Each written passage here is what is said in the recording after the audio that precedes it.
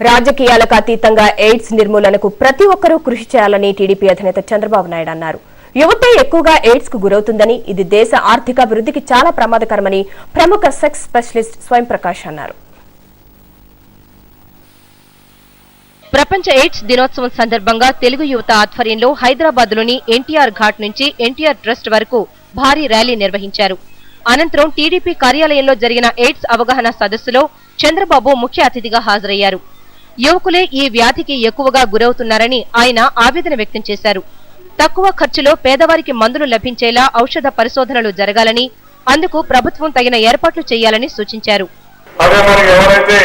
ఇలాంటి సెక్స్ కు వనరులుగా ఉంటారో వాళ్ళని ఎక్కువ ఎడ్యుకేషన్ చేయాల్సిన అవసరం ఉంది. ఆ విధంగా చేయగలిగితే ఇది సాధ్యమని చెప్పి కూడా నేను మీకు తెలియజేసుకుంటున్నాను. అందుకని మన రాష్ట్రంలో చూస్తే ఎక్కడైతే నేషనల్ హైవేస్ ఉన్నాయో అక్కడ ఈ వ్యాధి ఎక్కువ వచ్చే పరిస్థితి వస్తా ఉంది.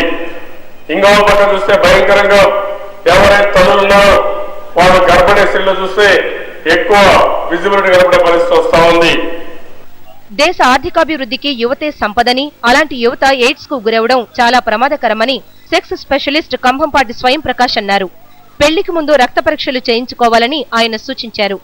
అదేవిధంగా కేవలం దంపతులను పాల్గొవాలి. అథవా ఇంకా ఏ కండిషన్స్ లో పాల్గొనే వాళ్ళు ఉన్నట్లయితే వాళ్ళు కన్నులను తప్పనిసరిగా వాడాలి. Correct and consistent use. ఇందాక వాళ్ళు చెప్తున్నారు కన్ను పూర్తిగా రక్షణ ఇవ్వడం. నిజాలు కరెక్ట్ గా వాడినట్లయితే కన్ను మనకు ఒక ముఖ్యమైన సాధనంగా ఉంటుంది. ఎయిడ్స్ రహిత ప్రపంచంగా, ఎయిడ్స్ రహిత దేశంగా మారేందుకు ప్రతి ఒక్కరూ తమ వంతు కృషి చేయాల్సిన అవసరం ఉందని వక్తలు పేర్కొన్నారు.